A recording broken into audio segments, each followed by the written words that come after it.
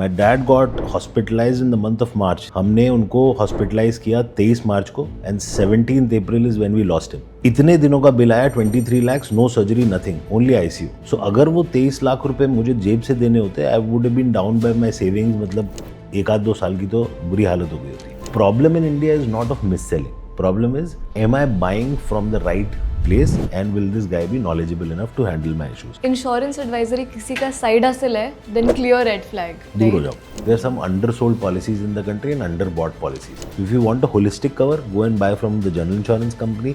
No insurance company, whether general insurance or life insurance, wants to reject it. मतलब कोई वहाँ बैठा नहीं हुआ कोई आज मैं scheme रिजेक्ट नहीं, करने के हाँ, मूड में. बस आज आपको बटन दबा दूंगा मैं और आपका रिजेक्ट कर दूंगा. लाइफ इंश्योरेंस क्लेम रिजेक्शन ना बहुत कम चांस है. सबसे ज्यादा प्रॉब्लम आता है हेल्थ इंश्योरेंस क्लेम. अगर एम्प्लॉयर्स अच्छा खासा हेल्थ इंश्योरेंस दे रहे हैं, फिर भी should someone consider an individual plan. पहली बात तो अच्छा खासा कोई दे नहीं रहा है. ओके. Myth Busted. या Busted.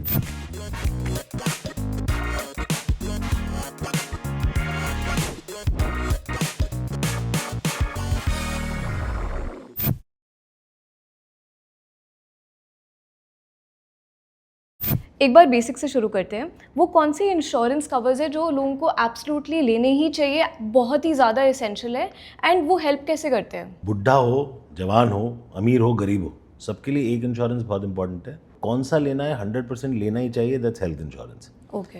And this is the only insurance जहाँ पे इंश्योरेंस कंपनी ये नहीं पूछती आपकी इनकम क्या है. बाकी हर जगह अगर तुम्हारे ऊपर कोई लाइबिलिटी नहीं है तो तुमको बिल्कुल भी इंश्योरेंस की रिक्वायरमेंट नहीं है. My dad got hospitalise in the month of March. हमने उनको हॉस्पिटलाइज किया 23 मार्च को and 17th April is when we lost him. इतने दिनों का बिल आया 23 lakhs, no surgery, nothing, only ICU. So अगर वो 23 लाख रुपए मुझे जेब से देने होते, I would have been down by my savings. मतलब 1-2 साल की तो बुरी हालत हो गई होती. तो टर्म इंश्योरेंस आपके हिसाब से इतना इम्पोर्टेंट नहीं है compare to health insurance? If you don't have any liabilities, you are completely independent. ना आपके माँ बाप आप पे डिपेंडेंट है, ना आपकी वाइफ आप पे डिपेंडेंट है, तो इसको लेने का कोई सेंस नहीं है.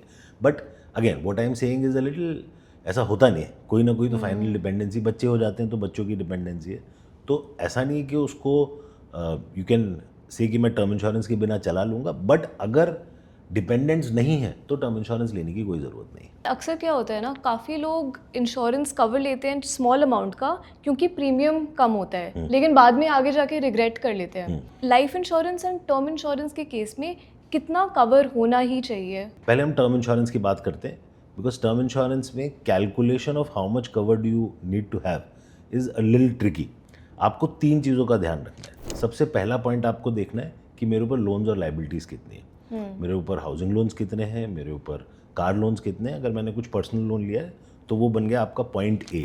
अगर तुम्हारे बच्चे अभी पढ़ रहे हैं और उनकी आउटस्टैंडिंग एजुकेशन कॉस्ट है, let me give you my example. My both kids go to an international school, तो ऑलरेडी अच्छा खासा पैसा उनकी फीस में जा रहा है. क्योंकि इंटरनेशनल जा रहे हैं तो आई वुड से 80% चांसेस आर कि फर्दर स्टडीज़ के लिए भी इंटरनेशनल जाएंगे.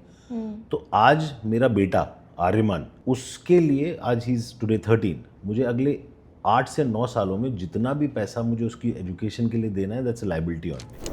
सो ball park let's say Aryaman की एजुकेशन के लिए मुझे 3 करोड़ रुपए लगेगा अगर वो इंटरनेशनल जाता है पढ़ने के लिए तो. एंड सिमिलरली मेरी बेटी के लिए भी ऐसे ही एक रफ कट नंबर लगेगा. ये अगर मुझे बच्चे पैदा करने थे तो ये मेरी लाइबिलिटी है. ये मैं किसी और पे नहीं डाल सकता बिकॉज आज ये एक्सपेंस मैं करता हूँ. आई कांट एज्यूम कि उसके दादाजी और उसके दादी उसके लिए कुछ छोड़ के गए हैं तो उसमें से कुछ निकल आएगा. तो वो बनता है point B. What is that? It is outstanding education cost of your kids. मेरे हाउस होल्ड एक्सपेंसिस क्या है और मैं आउटस्टैंडिंग जितने मेरे हाउस होल्ड एक्सपेंसिस हैं उसके लिए मैं मेरी वाइफ को कितने दिन का बैकअप देना चाहता हूँ. यू माइट से दैट आज की डेट में तो डबल इनकम हाउस होल्ड हैं, मेरी वाइफ भी अर्न करती है, बट एक सर्टन पार्ट तो है ना जो आप ही के ऊपर है. वो पॉइंट से आता है. आपको छोटा सा एग्जाम्पल से समझाता हूँ. हमारे घर में मेड्स एंड ग्रोसरीज और ये सब मिला के सारा खर्चा रफली 50 to 60,000 रुपीज़ का होता है. इसमें से 30,000 का ऐसा खर्चा है लेट्स से जो मेरे ऊपर है. तो 30,000 रुपीज़ पर मंथ, मतलब 12 महीने का हो गया 3,60,000 रुपये. और अगर मैं इसका बैकअप अपनी वाइफ को अगले 30 साल के लिए देना चाहता हूँ तो 3,60,000 into 30 years approximately let's say ball park about 1 crore of rupees. ये बैकअप अगर मैं मेरी वाइफ को देना चाहता हूँ तो ये हो गया पॉइंट C. बट फिर इन्फ्लेशन से भी एडजस्ट करना पड़ेगा. If you want to make it a little holistic in nature तो 100% करिए, बट प्रॉब्लम क्या है, लोग ये देखते ही नहीं। लोन तो तुम जो बैंक के साथ पॉलिसी मिल रही है उसमें भी कवर कर सकते हो, वो भी उससे भी कवरेज हो जाता है, बट बच्चे की आउटस्टैंडिंग एजुकेशन कॉस्ट कोई बैंक नहीं कवर करेगा। जब तक तुम इन तीनों को होलिस्टिकली कवर नहीं करोगे तब तक तुम्हारा टर्म इंश्योरेंस कवर पूरा नहीं होगा। अगर 100 लोगों ने टर्म इंश्योरेंस लिया है तो ऐसे कितने लोगों ने लिया है? Not even 5%। 95% are covering their loans and liability, saying मेरा हो गया। हाँ, थिंकिंग कि हाँ 1 CR सुनने में अच्छा लग रहा है, वो ले लेते हैं। मोस्टली ऐसे ही होता है। 1 करोड़ का टर्म प्लान का लेट्स से प्राइसिंग है 15,000 रुपये, और एक प्रॉपर कैलकुलेशन करके किसी ने बिठाया तो उसकी प्राइसिंग है 18-20 हज़ार रुपये से बढ़ के हो गई 30,000 रुपये। अब lot of time when the agent is also involve in the deal, उसको लगता है 40-45 मिनट 1 घंटा एक्स्ट्रा मगजमारी करूंगा, समझाऊंगा, for what? For extra 15-20,000 rupees, do I really need to do that? Household expenses वाला जो मैंने आपको कवर बताया, वो लमसम 1 करोड़ लेना बहुत इलॉजिकल है। अगर तुम किसी को 1 करोड़ रुपए दे दो और उसको बोलो इसमें से हर महीने तुम्हें 30 से 40 हज़ार 50 हज़ार रुपये का खर्चा निकालना है, and this should last for a very long time, जिसको फाइनेंशियल प्लानिंग आती है उसके लिए डिफ़िकल्ट है। तो ज़रूरी नहीं ना कि तुम्हारी वाइफ को तुम्हारे बाद में प्रॉपर फाइनेंशियल प्लानिंग आती हो, या हस्बैंड के केस में तुम्हारे हस्बैंड को फाइनेंशियल प्लानिंग आती हो। तो आज की डेट में बहुत सारे इनकम रिप्लेसमेंट टर्म प्लान्स भी आ गए। ओके, उनमें क्या होता है? उसमें 1 करोड़ का टर्म प्लान नहीं लेना है तुमको 1 लाख रुपए पर मंथ इनकम का टर्म प्लान लेना है, which means on death wife को 1 करोड़ नहीं आएगा, 1 लाख रुपए हर महीने आएगा। कितने महीने के लिए आएगा? 150 महीने के लिए आएगा, 180 महीने के लिए आएगा, 200 महीने के लिए आएगा, एज पर your choice. This is the actual backup that a lady needs who is not very well versed with finance, and this is I would say ballpark about 80% of women in the country, primarily to do with the fact that males ही सीख रहे हैं अभी, तो women तो उस territory में गई नहीं कि मेरे को फाइनेंशियल प्लानिंग कैसे करनी है। किसी ने बोला मैडम एक काम करिए, इसकी एफडी बना दीजिए, या इसका फ्लैट ले लीजिए, उससे रेंट आता रहेगा। 2 करोड़ रुपए के फ्लैट का रेंट आता है मोटा मोटा 50-60 हज़ार रुपये। जिस टाइम पे वो रेंट नहीं आ रहा है तो उस टाइम पे क्या बोलोगे? मेड को बोलोगे बेटा अभी 3 महीने तुमको सैलरी नहीं दे पाएंगे। So you need a regular income that needs to come to you, that can only happen with income replacement term insurance policies. Health insurance के केस में आपके पास कोई थंब रूल है? बहुत सिंपल, जितनी इनकम है उससे इक्वेट करके कवर ले लो। कुछ लोग बोलते हैं इसको सिटी स्पेसिफिक होना चाहिए। क्यों? अगर मैं 1 करोड़ रुपए कमाता हूँ और मैं राजस्थान में अजमेर में रहता हूँ, तो क्या तुमको लगता है जब मुझे बड़ी कोई प्रॉब्लम होगी तो मैं अजमेर में ट्रीटमेंट कराने वाला हूँ? नहीं, मैं दिल्ली भागूंगा।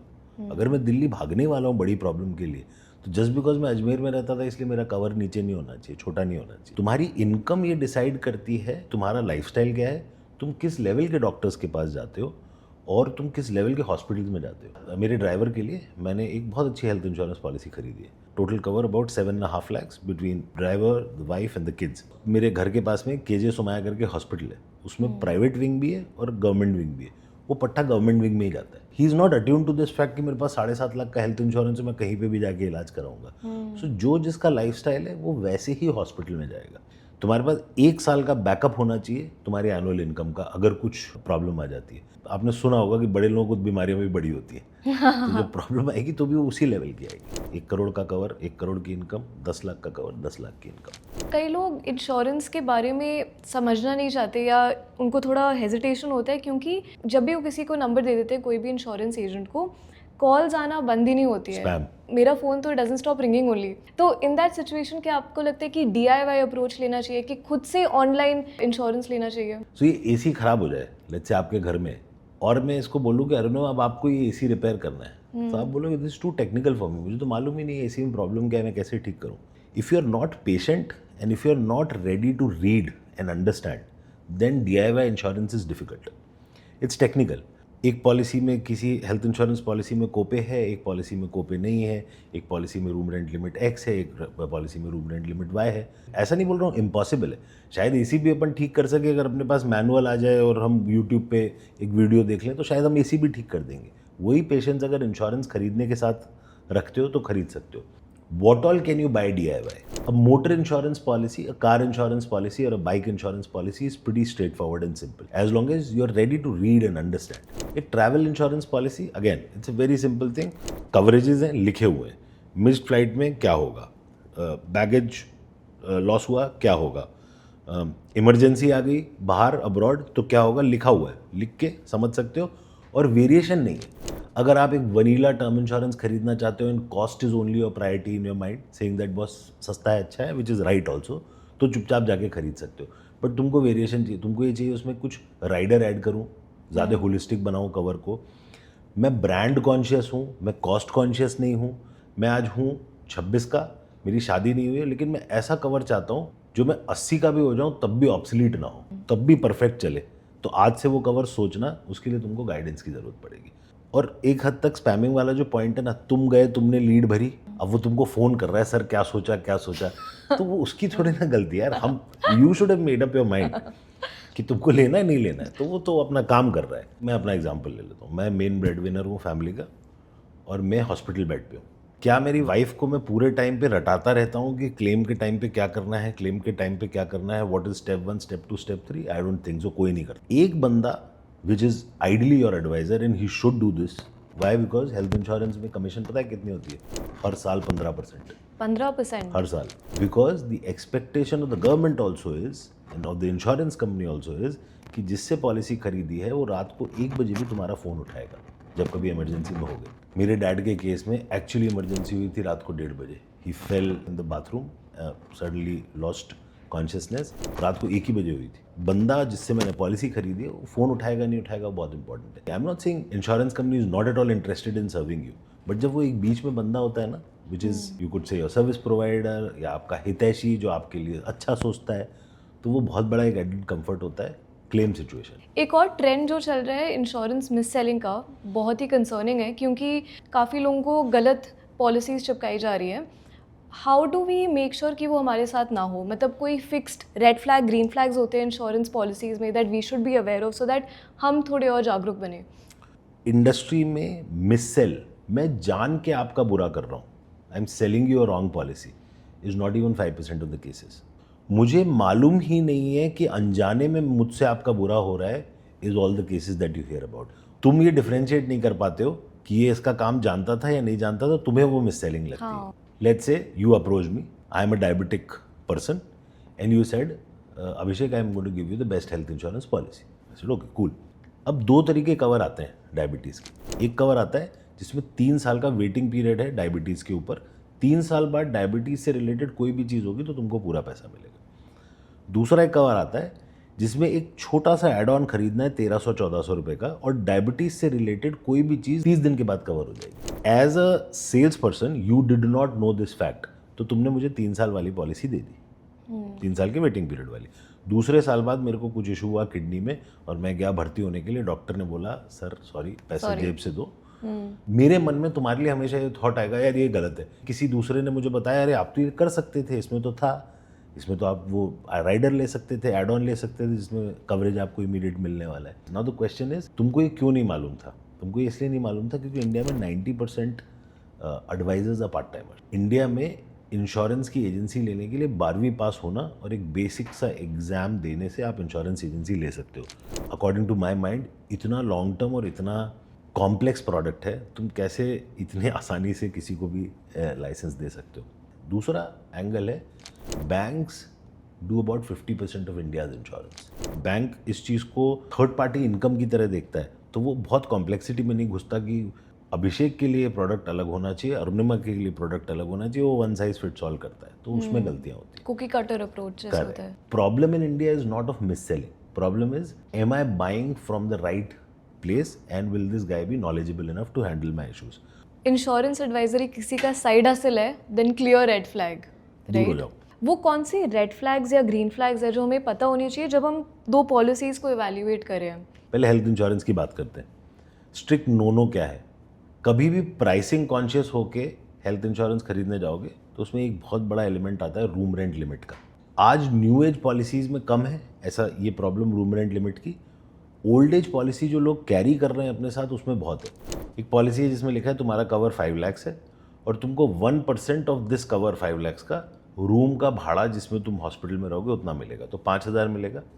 आज की डेट में in Bombay I know for sure and I am sure you would know in Bangalore, कोई भी अच्छा ए ग्रेड हॉस्पिटल में 5000 रुपये का सिंगल प्राइवेट रूम नहीं मिलता। तो मुझे क्या करना पड़ेगा? मेरे मॉम डैड को डुअल शेयरिंग रूम में रखना पड़ेगा। अगर मैं बोलता हूँ मैं बड़ा आदमी हूँ, 5 दिन का हॉस्पिटलाइजेशन है, 2,500 5 12,500 एक्सेस में भर दूंगा, ऐसा नहीं होता। Because you have over stretch your limit by 33%, claim पे भी 33-66 का शेयरिंग होगा तुम्हारे साथ और इंश्योरेंस कंपनी के साथ। आज इतनी बड़ी प्रॉब्लम है, जब तुम्हारे पेरेंट्स 65, 70, 75 क्रॉस कर रहे होंगे, तब तक ये जो रूम्स हैं जो आज 7,500, 8,000 में मिल जाते हैं, ये 13-14,000, 15,000 के होंगे। उस टाइम पे तुमको अपने पेरेंट्स को जनरल वार्ड में रखना पड़ेगा। तब तुम ये सोचोगे कि यार हेल्थ इंश्योरेंस लेके भी अगर मैं जनरल वार्ड में अगर अपने पेरेंट को रख रहा हूँ, and it's not a small issue, किसी ने भी अगर 10 साल पहले पॉलिसीज़ लेके रखी हैं, please go and search this in your policy that is there a 1% room rent limit in my policy. My gut feel is 50% of Indian policies have a room rent limit. करना क्या है, तुमको room rent limit policy से निकाल के एक regular room policy में, जिसमें एक सिंगल प्राइवेट रूम कवर्ड है, या कई ऐसी भी पॉलिसीज आ गई। I have a policy which gives me an option to choose any room, I can go to a suite also. दूसरा एक बहुत बड़ा रेड फ्लैग है zonal copay. What is zonal copay? You are from Noida, right? Now take an example, Noida को NCR में मानते हैं, तो एनसीआर हो गया, इसको एनसीआर को अपन साइड कर लेते हैं। एक बंदा है जो मेरठ में रहता है, उसको जोन 2 सिटी का प्रीमियम लगेगा। उसने ये पॉलिसी खरीदते टाइम बिल्कुल नहीं सोचा मेरा जोन 2 प्रीमियम है, क्या प्रीमियम है। एडवाइजर ने उसका पिन कोड डाला तो ऑटोमेटिकली वो पॉपअप करता है zone 2 premium. Zone 1 is all your large city, zone 2 is the smaller city. उसने बोला हाँ जी आपका प्रीमियम है 14,500 रुपये, आप ये भर दो, आपकी पॉलिसी बन गई। उसने पंच कर दी पॉलिसी घर आ गई। अब एक हार्ट रिलेटेड एलिमेंट हुआ और तुम भागे दिल्ली। उसने बोला कि अरे सर आपने तो ये पॉलिसी मेरठ से ली है, क्या होगा? अब आप आ गए हो दिल्ली इलाज कराने, अब 20% का कोपे लगेगा। तो जोनल कोपे मतलब अगर आप जोन 2 से जोन 1 जाते हैं, वो अपने हाथ खड़ा कर सकते हैं कि भाई क्लेम देगा, 20% कोपे लगाएगा, 20% you have to bear. you have to pay, okay. And let's say in a heart like kind of a situation जहाँ 10 लाख रुपए तक का बिल आता है और 2 लाख रुपए जेब से दोगे तो बोलोगे ना यार मैंने पॉलिसी क्यों खरीदी? Was it his intention to give you this policy? No. Can he give you a zone 1 premium? Yes. Does he understand that Meerut में रहने वाले को तो यार दिल्ली जाना पड़ेगा बड़ी बीमारी के लिए, तो मैं इनसे पूछ के देख लूँ कि 14,500 की जगह 16,700 भरोगे क्या? अगर हाँ तो मैं तुमको जोन 1 प्रीमियम देता हूँ। पूछता ही नहीं है, मालूम ही नहीं है उसको, बेचने वाले को, खरीदने वाले को नहीं मालूम। हर एक बंदे का ना, your mom and dad stay in Delhi NCR, उनका भी एक गो टू हॉस्पिटल होगा जहाँ पे हॉस्पिटल, डॉक्टर्स, एरिया वो सब आपको जमता है, सबका होता है, मेरा भी है। वो गो टू हॉस्पिटल नेटवर्क में अगर नहीं है तो चांसेस आर दैट कोई बड़ी सर्जरी या कोई प्लान ट्रीटमेंट जब तुम कराने जाओगे तो तुमको बहुत इरिटेशन होगा। वो तुम डॉक्टर को बोलोगे sir do you only practise here और you practise in some other hospital also, because मुझे सर्जरी करानी है, और वो बोलेगा नहीं जी मैं तो यहीं ऑपरेट करता हूँ। अब उस केस में रीइंबर्समेंट होता है, आपको कैशलेस नहीं मिलेगा, पहले आपको पैसे डालने हैं, फिर आपको बाद में पैसा मिलेगा।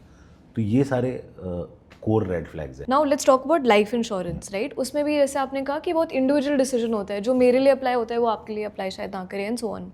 तो केस स्टडी अप्रोच लेते हैं। लेट्स से हम कोई 25-year-old के बारे में बात करें जो मुंबई में बेस्ड है, मंथली सैलरी है लगभग 50,000 रुपीज़ एंड अनमैरिड है, तो उनको कितना कवर लेना चाहिए? Term insurance? हाँ, टर्म इंश्योरेंस। बहुत सिंपल। 25 साल का है तो 2 साल हुआ होगा अभी कॉलेज से बाहर निकल के और कमाना स्टार्ट किया होगा। एजुकेशन लोन है, सबसे पहले कवर करो इमीडिएटली। और कोई अगर कार वार का लोन पाल लिया है तब तक तो उसको कवर करो immediately.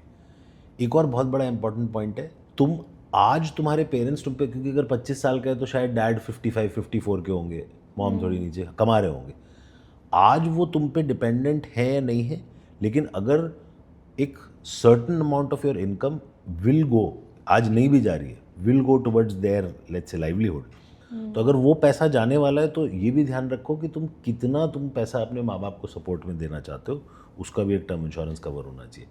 Give them monthly income term insurance cover of 50 lakhs and make nominee as your mom और डैड, उनको 50,000 महीने का आता रहेगा। यू साइड कितनी इनकम है? 50,000 इनकम है। लेट्स से बॉल पार्क मम्मी पापा पे 20-25 हज़ार रुपये खर्च करेगा आगे जाके। लेट्स से एजुकेशन लोन चल रहा है जिसकी वो EMI भर रहा है, लेट्स से आउटस्टैंडिंग एजुकेशन लोन है 8-10 लाख रुपए, एक बॉल पार्क 50 लाख का कवर ले ले। 50 लाख के कवर का प्रीमियम आएगा 4,700 4,800 रुपये। You can take it at 350 rupees per month, वो ले ले, सॉर्टेड। ये तो अलग ही मेंटल मैच चल रही है यहाँ पे। परफेक्ट। निकल के आ जाएगा कि तुमको इतने कवर की ज़रूरत है। This is the most logical way of calculating the human life value way which the entire world does it. Says okay you are 35, you are making 1.2 ballpark would be let's say 15 lakh रुपए साल का, तो 35 पे 25 times cover मिलता है, 15 lakh into 25 what ever is the maths should be about 4 crore is your human life value. तो तुम 4 करोड़ का कवर ले लो, सब ये सिस्टम चलाते हैं। काफ़ी लोग ये भी नहीं जानते कि बैंक अकाउंट एंड पीएफ के थ्रू भी उनको लाइफ इंश्योरेंस मिल सकता है, तो उसका बेनिफिट कैसे अवेल कर सकते हैं? तुम्हारे बैंक अकाउंट के साथ में, इवन तुम्हारे क्रेडिट कार्ड्स के साथ में इंश्योरेंस की फैसिलिटी आती है। बैंक अकाउंट के साथ में जो ग्रुप कवर्स मिल रहे हैं, those are generally health insurance covers. Are they great covers? Some of them are. What is the only negative there? तुम्हारी हेल्थ इंश्योरेंस पॉलिसी किन्हीं दो लोगों के रिलेशनशिप के ऊपर बेस्ड है। वो दो लोग कौन है? वो बैंक और वो इंश्योरेंस कंपनी। प्रॉब्लम क्या होती है? My father in law had a policy from a bank, Oriental Bank of Commerce, National Insurance की पॉलिसी थी, बहुत अच्छी चली, जीवन भर अच्छी चली। They had a break in their type, National Insurance and National said okay we don't want to work with each other. Breakup हो गया बेसिकली। पॉलिसी है, पॉलिसी को कुछ नहीं हुआ है। हर बार प्रीमियम भरने के लिए नेशनल जाना पड़ता है, हर बार क्लेम सबमिट करने के लिए नेशनल जाना पड़ता है। Can the insurance company go and tell people that you are not covered from now because I am done with the bank? No, IID is there to make sure that बस वो तू policy बंद नहीं कर सकता जिसकी एक बार चालू कर दी। बट बहुत हैसल बढ़ जाता है। फ़ायदा क्या है? रफली 30 to 40% cheaper than your own policy.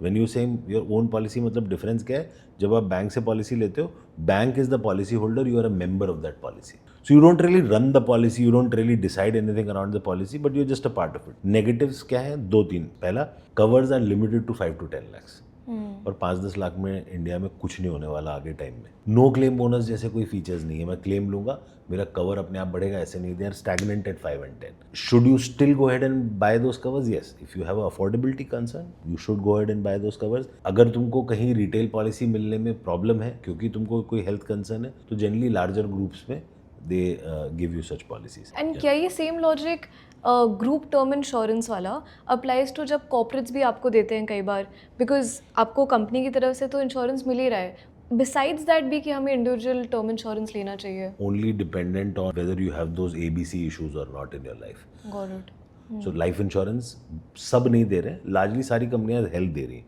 दूसरा, कितना दे रहे हैं वो ग्रुप लाइफ कवर? वो 10-20 लाख 25 लाख ही होगा। तो 10-20 लाख 25 लाख से अगर तुम्हारी ABC सॉल्व हो जाती है तो तुम करो, अदरवाइज तो खुद का टर्म इंश्योरेंस तुमको लेना ही पड़ेगा। अगर किसी की इन्वेस्टमेंट पोर्टफोलियो ठीक ठाक है and they have an emergency fund in place, फिर भी should they take term insurance? It completely depends on the stage in life. मेरा आज पोर्टफोलियो ठीक ठाक है, जितना एक 44-year-old बंदे का पैसे जितने होने चाहिए पोर्टफोलियो में, मेरा और मेरी वाइफ पुट टुगेदर ठीक ठाक है। सेविंग्स बैंक अकाउंट में इमरजेंसी फंड उतना मेरी वाइफ का मेंटेलिटी है। इन्वेस्टमेंट सब सेपरेट, जितना इमरजेंसी उतना तो मेरे सेविंग्स बैंक अकाउंट में होना चाहिए। बट मेरा जो टर्म इंश्योरेंस कवर है that's approximately 12 crores। Why? Because my a which is the loan is about 3.5 crores, my kids outstanding education is approximately 5 crores, और बाकी मेरा हाउस होल्ड एक्सपेंस है। At any point in time इतना पैसा होना किसी Indian के पास में पोर्टफोलियो में कि वो अपने बच्चे की एजुकेशन भी कवर कर लेगा और वो लोन्स भी कवर कर लेगा और बीवी को घर का खर्चा भी दे देगा। Not even 1% of the country. सिर्फ 1%? हाँ, अपन यू डू अ मैथ्स, मेरे पास भी नहीं है अभी 5 लाख रुपए मेरे savings bank account. You do maths with anyone here. Lot of people keep asking me, हमारे पेरेंट्स ना फाइनेंशियली सेवी नहीं थे, पैसा कहाँ था? My dad very senior government officer, 1995 when I left my house, तब मेरे डैड की सैलरी होती थी 14,000-15,000 रुपये। तो जब पैसा नहीं था तो वो कहाँ से फाइनेंशियली सेवी हो जाती वो जनरेशन? तो फर्स्ट जनरेशन तो we are looking at money. Got it. And जब आप लाइफ इंश्योरेंस पॉलिसीज को इवैल्यूएट करते हो, वो कौन से पैरामीटर्स है जो हमें ध्यान में रखनी चाहिए when we are comparing 2-3 policies? Is a good claim settlement ratio enough या फिर और भी चीज़ें होती हैं? Number 1 company is at 99.7 claim settlement and number 5 is at 99.1। अभी वो 0.6 में क्या डिफरेंस, क्या उखाड़ने वाले हो तुम? इंडिया में बहुत सिंपल है, जितनी पुरानी इंश्योरेंस कंपनी होगी उतना उसका क्लेम सेटलमेंट परसेंटेजेस बेटर होंगे। I have been part of a senior management team of a very large insurance company. मैंने कभी बोर्ड मीटिंग में ये किसी को बोलते नहीं देखा किसी के क्लेम काटो, कुछ क्लेम कम कर दो, ऐसा कुछ नहीं होता है। पेबल है तो देंगे। क्या होता है, नई कंपनियों को फ्रॉड्स हिट करते हैं। हर जो फ्रॉडस्टर होता है ना वो पकड़ के बैठता है, अच्छा नई कंपनी आई ना, अभी इनको एक्सपीरियंस नहीं है, इनको हिट करते हैं, तो उनके शुरू के क्लेम्स खराब होते हैं। Percentage of claims settle is not the right way to really. तो और क्या देखना चाहिए अगर टर्म इंश्योरेंस खरीद रहे हो, प्राइसिंग एज लॉन्ग एज तुमने अपने एंड से डिस्क्लोजर्स किए, तुमने अपना ट्रैवल डिस्क्लोजर्स किए हैं। एक कस्टमर आया मेरे पास, वो बोलता है मैं यूक्रेन जाता हूँ कभी कभी, बताने की ज़रूरत नहीं है, आप मेरे को टर्म इंश्योरेंस दे दो 10 करोड़ रुपए का कवर। मैंने बोला we can't do that, because अगर आप यूक्रेन गए नहीं, आप यूक्रेन के बाजू में मोल्डोवा गए और मोल्डोवा में ही आपको कुछ हो गया, और अगर आपके पास उनको हिस्ट्री में पता चला कि आप यूक्रेन जाते थे because they are going to fetch your passport details at that point in time, तो they will decline the claim because Ukraine as of now is a negative place. सब कुछ परफेक्टली डिस्क्लोज करो, currently कितना insurance cover है तुम्हारे पास में, कोई company तुम्हारा क्लेम नहीं डिक्लाइन करने वाली। After pricing you want to look at something, look at the additional add-on features that the insurance company is trying to give you.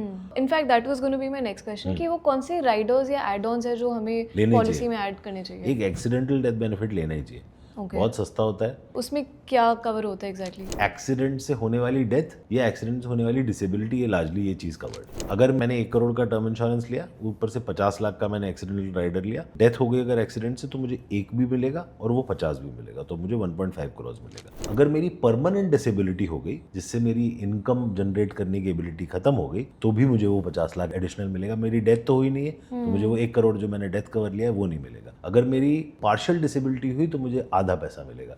मेरी एक फिंगर भी कट गई तो भी मुझे कुछ पैसा मिलेगा, मेरी एक आंख खराब हो गई तो भी मुझे कुछ पैसा मिलेगा। तो ऐसे करके उसको बिल्डअप किया है। बिल्कुल इसलिए लेना चाहिए बिकॉज आप stand alone personal accident policy जाके खरीदते नहीं हो। There are some undersold policies in the country and under bought policies. Ought to have this policy but खरीदते नहीं हो क्योंकि वो जनरल इंश्योरेंस कंपनी बेचती है। वही सेम चीज़ आपको राइडर में आपकी लाइफ इंश्योरेंस कंपनी के साथ में बहुत लो कॉस्ट पे मिलती है, वो आपको खरीदना चाहिए। क्रिटिकल इलनेस राइडर, दो lot of people keep saying that तुमको खरीदना चाहिए। I am a firm believer that तुमको जनरल इंश्योरेंस कंपनी से stand alone critical illness policy खरीदनी चाहिए। क्रिटिकल इलनेस पॉलिसी में जो जनरल इंश्योरेंस कंपनी से आपको मिलती है उसमें कोई टाइम फ्रेम नहीं है, तुम पूरी लाइफ उस पॉलिसी को चला सकते हो। जो तुम्हारा राइडर है जो तुमने टर्म इंश्योरेंस के साथ लिया है वो 65-70 पे सीज कर जाएगा। सेकेंड सबसे बड़ा element, number of critical illnesses covered in your life insurance term rider are comparatively lesser. Second is ये केवल टर्मिनल कंडीशन पे ही किक इन करता है। लॉट ऑफ पीपल थिंक अच्छा मुझे कैंसर हो गया तो मिल जाएगा, नहीं, कैंसर ग्रेड 3 ग्रेड 4 हुआ तो मिलेगा। Okay. When the chances of you coming back are very minimal. कौन सा वाला? टर्म इंश्योरेंस राइडर की बात कर रहा हूँ। तो कोई लोग बोलते हैं अच्छा मेरे को स्ट्रोक हुआ। स्ट्रोक कैसा स्ट्रोक? कोई ऐसा छोटू मोटू स्ट्रोक नहीं। When your chances of coming back are negligible, वो वाली स्टेज पे तुमको पैसा मिलता है। जबकि अगर तुम जनरल इंश्योरेंस कंपनी से खरीदोगे तो उसमें स्टेज वाइज पैसा मिलता है। तुमको कैंसर स्टेज 1 पे भी पैसा मिलेगा, स्टेज 2 पे भी मिलेगा, कम ज़्यादा मिलेगा बट हर एक स्टेज में मिलता है। तो if you want a holistic cover, go and buy from the general insurance company.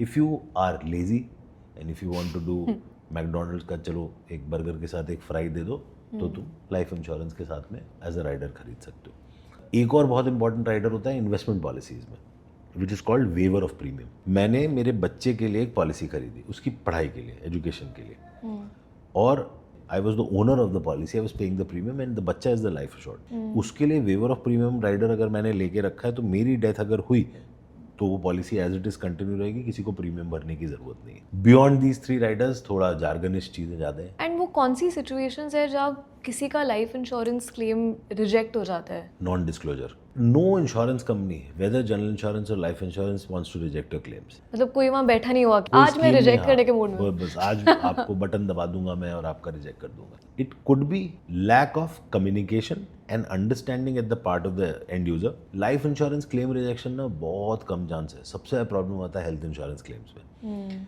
आप डिस्चार्ज हो गया है, डिस्चार्ज समरी मिली, वो आपने दे दी इंश्योरेंस कंपनी को। अब इंश्योरेंस कंपनी ने बोला मुझे इंडोर केस पेपर भी चाहिए। वो हॉस्पिटल में देखा है फिल्मों में, वो जो बंदा जब लेटा रहता है तो उसके पैर के पास में एक ऐसे फाइल लटकी रहती है, वो फाइल से आके डॉक्टर पढ़ के बताता है हाजिर से, देखा है? हाँ। उसको उसको इंडोर केस पेपर बोलते हैं। उसमें पूरी केस हिस्ट्री लिखी होती है। एक इंश्योरेंस कंपनी ने चिट्ठी भेजी तुमको कि मुझे इंडोर केस पेपर चाहिए। अब तुमसे वो चिट्ठी मिस हो गई, तुमने एक सर्टेन टाइम तक जवाब नहीं दिया, तुम्हारा एडवाइजर सो रहा था। ये जब लैक ऑफ कम्युनिकेशन होता है तब क्लेम रिजेक्ट होता है। बाकी सारा क्लेम रिजेक्शन नॉन डिस्क्लोजर पे होता है। लाइफ इंश्योरेंस में प्रेडोमिनेंटली हेल्थ नॉन डिस्क्लोजर्स की वजह से क्लेम रिजेक्ट होते हैं। मैंने सोचा छोटी सी चीज़ थी, कंज्यूमर ने नहीं, एडवाइजर ने। मैं पूरे इतने साल के करियर में एक आदमी से मिला हूँ जिसने मुझे उल्लू बनाया। अच्छा। उसने मुझे ये बोला कि मुझे प्रॉब्लम नहीं है, उसको प्रॉब्लम थी, और बाद में वो क्लेम में फंसा भी। एक ही बंदे से मिला हूँ। कंज्यूमर हमेशा बताने की कोशिश करता है, बताता भी है। If you were to ask me कि Abhishek you are okay, you are fit, मैं बोलूँगा हाँ आई एम फिट, मैं तो अभी सुबह बैडमिंटन खेल के आया, सब कुछ। आज से 9 साल पहले मेरे को कोई न्यूरो का इशू हुआ था जिसके लिए मैंने दवाई खाई हुई, तो तुमने पूछा ही नहीं ना, तो मैंने बताया नहीं। तुमने आज की चीज़ पूछी, I you fit, I am fit, सब ठीक है, थोड़ा वजन ज़्यादा है, स्मोक करता हूँ, बाकी मोर और लेस आई एम फिट। कभी तुम हॉस्पिटलाइज हुए हो क्या? तो मैं बोलूँगा हाँ, मेरा एक लिगामेंट रप्चर हुआ था, उसके लिए मैं हॉस्पिटलाइज हुआ। कभी तुम कोई रेगुलर मेडिकेशन पे, हाँ मैं B12 की मेडिकेशन लेता हूँ, विटामिन की। How as an advisor am I asking you this question and am I making it important for you is the most important thing. तुम बोलोगे हाँ नॉर्मल है, फिर तुम लिख दोगे हाँ नॉर्मल है। अब तुमको लगा नॉर्मल है, और उसको माइनर बॉर्डर लाइन शुगर थी, वो 8 महीने में उसकी डेथ हो गई, तो कंपनी थोड़ा इंश्योरेंस कंपनी पैसे देने वाली। जितना मुझे समझ आ रहा है मतलब malicious इंटेंट नहीं है। यूजुअली नहीं होती। किसी की नहीं होती, बहुत कम, इक्का दुक्का। एडवाइजर की ये मलेशियस इंटेंस कभी हो सकती है, अरे यार ये अटक ना जाए पॉलिसी, इसलिए मैं थोड़ा कम बता दूं। हाइट वेट इशू है, अच्छा मैं हूँ रफली approximately 6 feet, weight about 104 kg। अब वो ये लिखेगा तो आएगा प्रॉब्लम, मेरा मेडिकल टेस्ट ट्रिगर होगा, मैं वेट 92 लिख देता हूँ, अब वो क्लियर हो जाएगी। अब उसमें मेडिकल टेस्ट नहीं आएगा। 3 साल के बाद तो इंश्योरेंस कंपनी ये सब क्वेश्चन नहीं पूछ सकती। You know the rule, I don't think so. नहीं, क्या? 3 साल के बाद this no going back on claims unless it was some crazy fraud nondisclosure. Cancer था मुझे और मैंने छुपा दिया, ये छोटू मोटू चीज़ें, थोड़ा बहुत वेट आगे पीछे था, कुछ प्लस माइनस नहीं बताया, they can't really do anything on the claim. तभी शायद ये जुगाड़ूपन फिर स्लाइड हो जाता है। होना तो नहीं चाहिए। हेल्थ इंश्योरेंस में the largest issue of claim rejection is, पहला, वेटिंग पीरियड की समझ ना होना। मैं जब किसी प्रॉब्लम में गुजर रहा हूँ, मेरे साथ ऑलरेडी एक हेल्थ कंडीशन है, उसका वेटिंग पीरियड होगा ही होगा। मुझे ये समझ नहीं आता खरीदते टाइम, और मेरे साथ जब प्रॉब्लम होती है मैं लेके पहुँच जाता हूँ।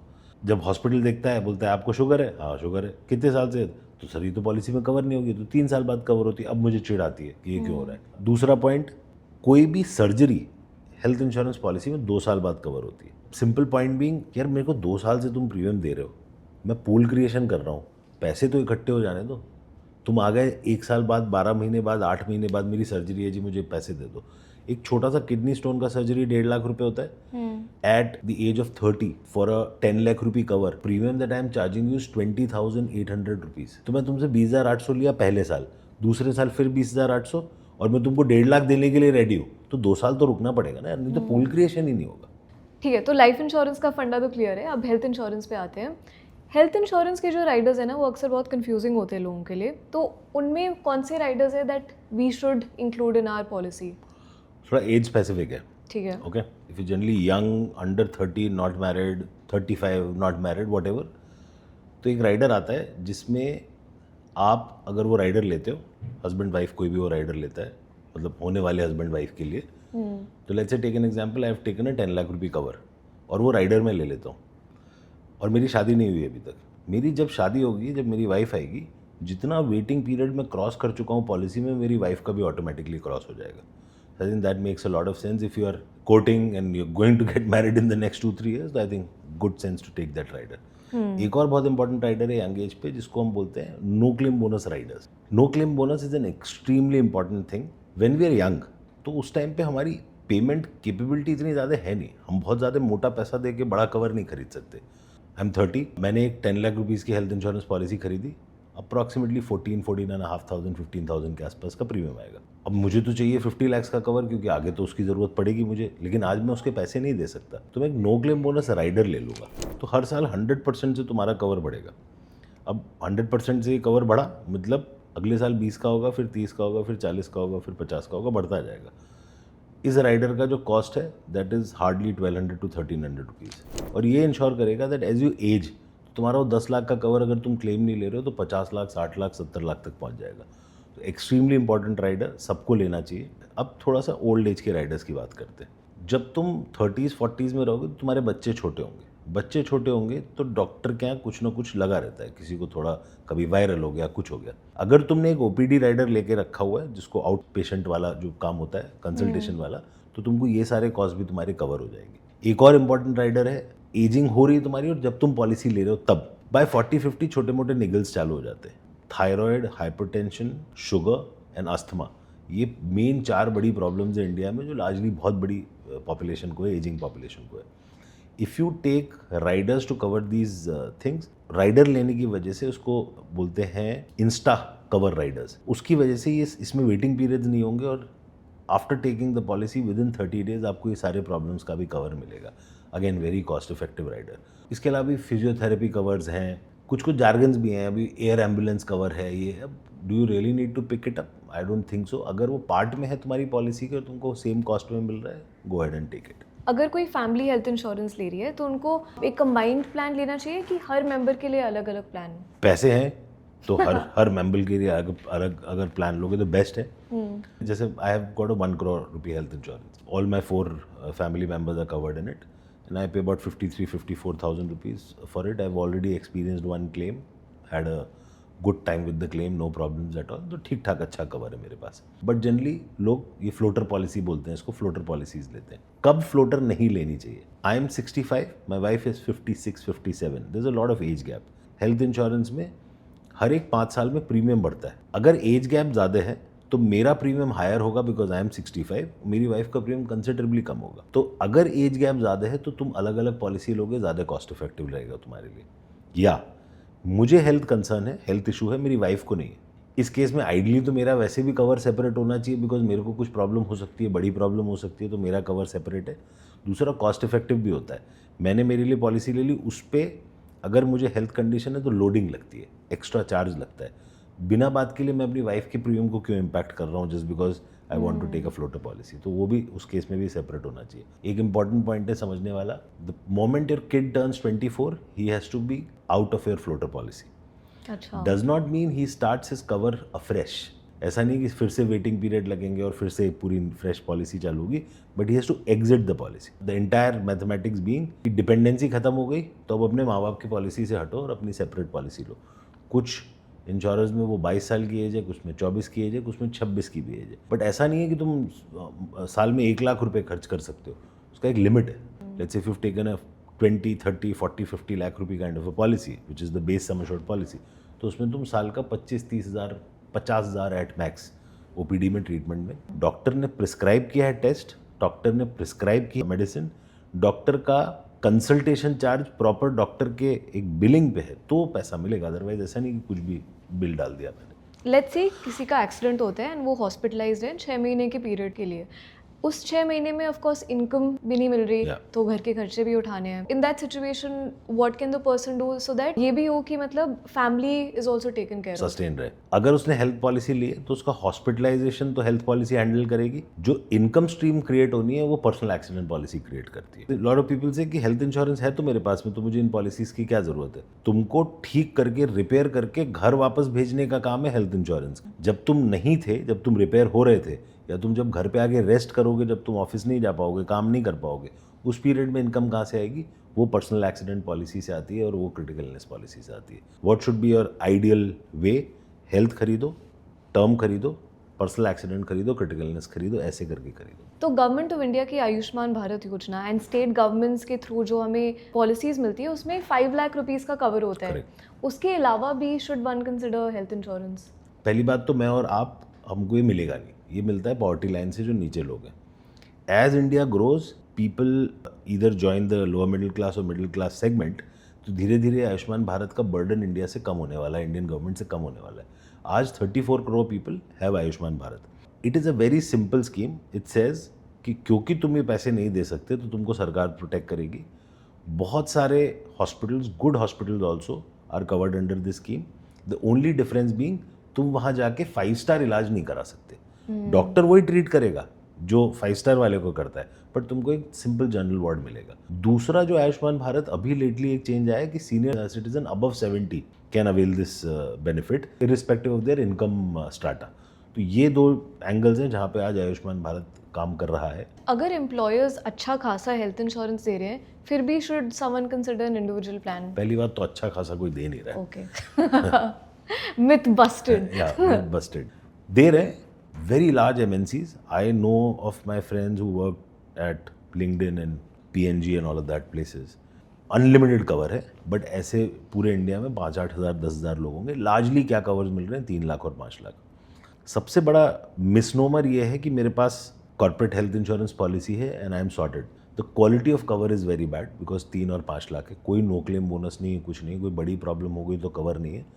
दूसरा, क्योंकि मैं फॉल्स प्रिटेंस में जी रहा हूँ कि मेरे पास कवर है, जिस दिन मुझे एक्चुअली ज़रूरत पड़ती है, जब मुझे कोई हेल्थ प्रॉब्लम आ गई, तब जाके जब मैं खरीदने की कोशिश करता हूँ तो मुझे प्रॉब्लम आती है. If you are young, fit and fine, healthy, तो don't wait for something to happen to you.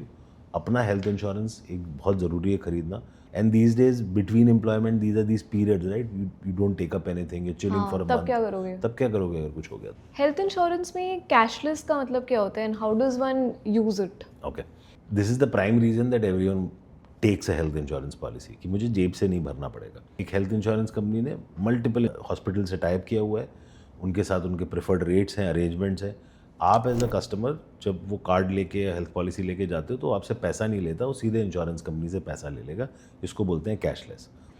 जब आप एक नॉन नेटवर्क हॉस्पिटल में जाते हो जो इंश्योरेंस कंपनी के नेटवर्क में नहीं है, तो भी इंश्योरेंस कंपनी बोलती है चिंता मत करो, पैसे पहले तुम दोगे, बाद में मैं तुमको रीइंबर्स करूंगा. तो उसको बोलते हैं रीइंबर्समेंट क्लेम. अब गवर्नमेंट ने बोला है एनीवेयर कैशलेस करके एक स्कीम स्टार्ट करो. अभी तक वो सिचुएशन नहीं आई है जहाँ पे एक नॉन नेटवर्क हॉस्पिटल में भी जाके मैं एकदम बढ़िया कैशलेस इलाज करा सकूँ. रीइंबर्समेंट में ही होता है. सिंपल सा रूल है कैशलेस का. अगर आपको कैशलेस ट्रीटमेंट कराना है तो जिस दिन ट्रीटमेंट है उससे 2 दिन पहले जाके इंश्योरेंस कंपनी को इन्फॉर्म करो. इंश्योरेंस कंपनी पूरी प्रोसेसिंग कर देगी हॉस्पिटल के साथ में. और रीइंबर्समेंट क्लेम का ये रूल है कि जब तुम एडमिट होने के within 24 hours to 48 hours inform the insurance company कि ऐसा हो रहा है. They just give them a heads up.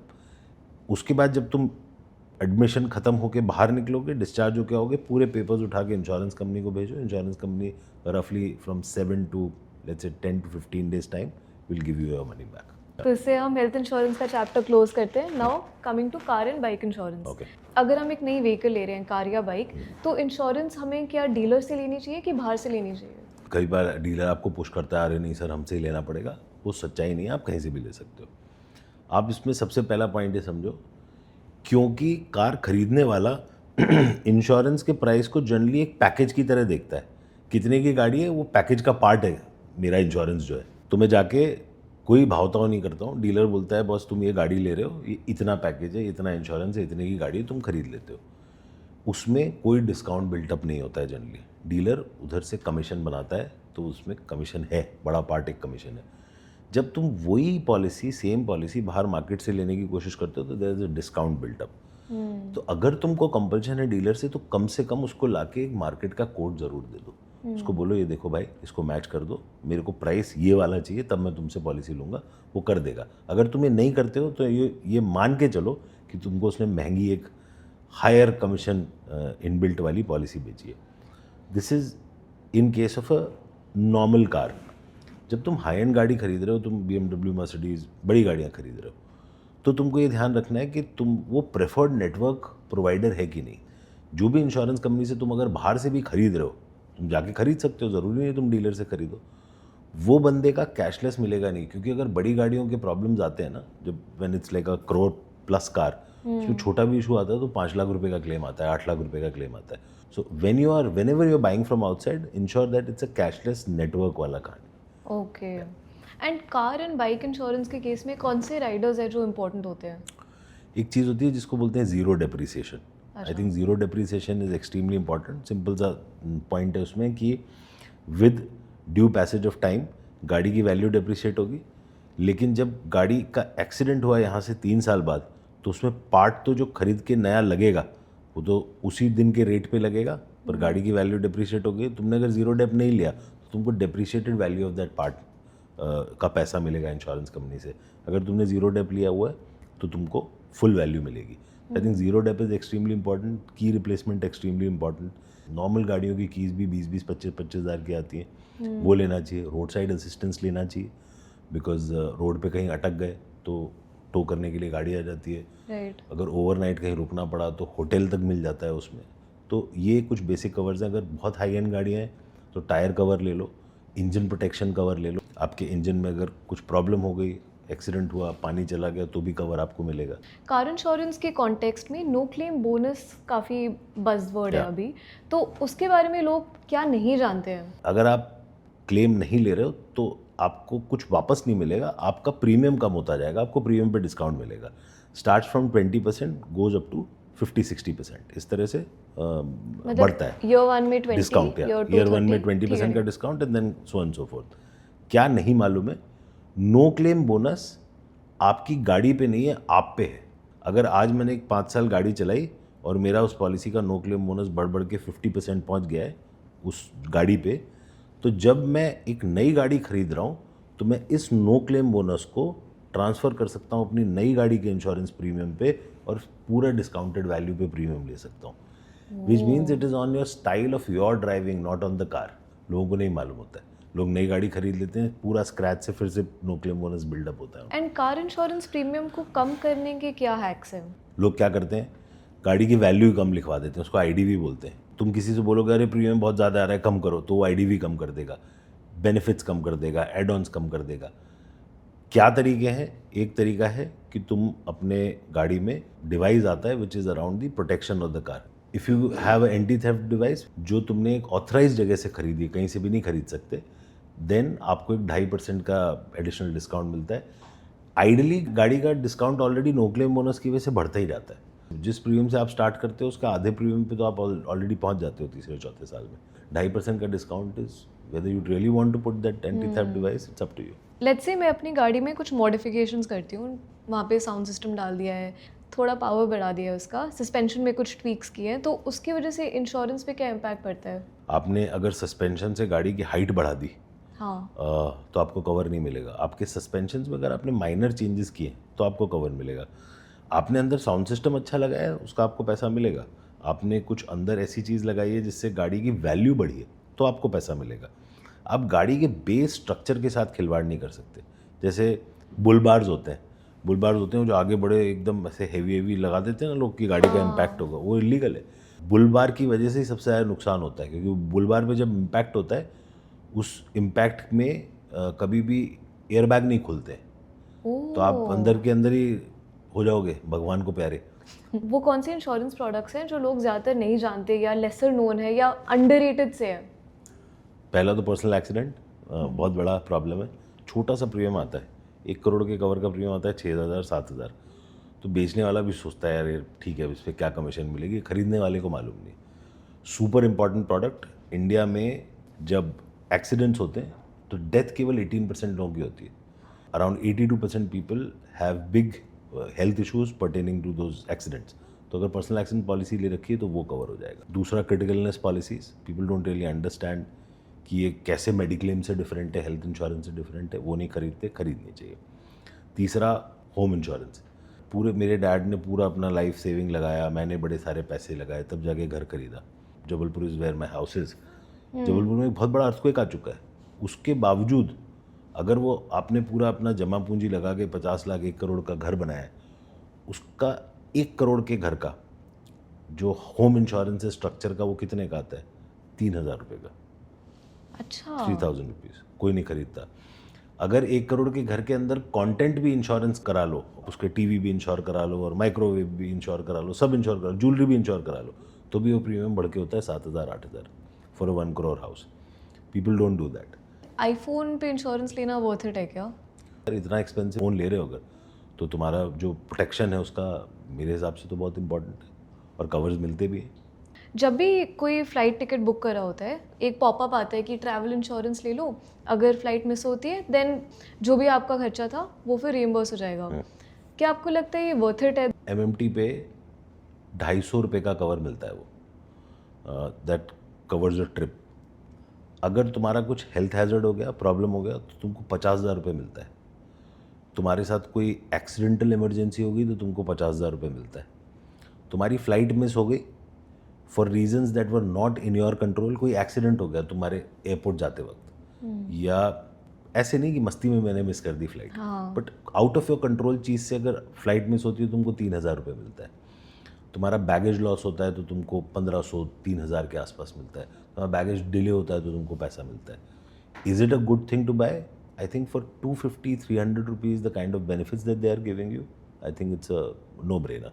और डोमेस्टिक ट्रैवल में भी कवर कर रहा है वो आपको, और जो इंटरनेशनल ट्रैवल है उसमें तो कवर कर ही रहा है। That's a separate policy all together. Lot of people believe यार इंटरनेशनल ट्रैवल कर रहे हो तो ही पॉलिसी लो। वो भी कौन सी लेते हैं? वो एजेंट ने जो $50,000 की पॉलिसी ली है। $50,000 कुछ नहीं होता है। If you're traveling to expensive places, Europe, US, you should minimum carry a 3 lakh to 5 lakh dollar policy. Perfect, thank you so much Abhishek, बहुत ही मज़ेदार थे ये। Super fun. अभिषेक जी ने समझाया कि कितने कवर का अमाउंट लेना चाहिए, कौन से अंडररेटेड एड-ऑन्स होते हैं एंड कैसे क्लेम रिजेक्शन के केस को अवॉइड करें। इंश्योरेंस सिर्फ एक नेसेसरी एक्सपेंस नहीं है, बल्कि फाइनेंशियल सिक्योरिटी का एक बहुत इंपॉर्टेंट पिलर है, तो प्लीज़ इसको सीन जोन या इग्नोर मत कीजिए। आपके हिसाब से सबसे इंपॉर्टेंट इंश्योरेंस कौन सा है? Drop a line in the comments. That's all for today, until next time, keep growing.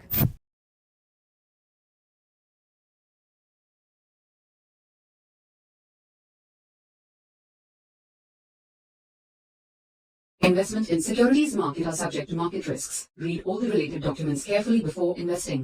Please read the risk disclosure documents carefully before investing in equity shares, derivatives, mutual fund, and or other instruments traded on the stock exchanges.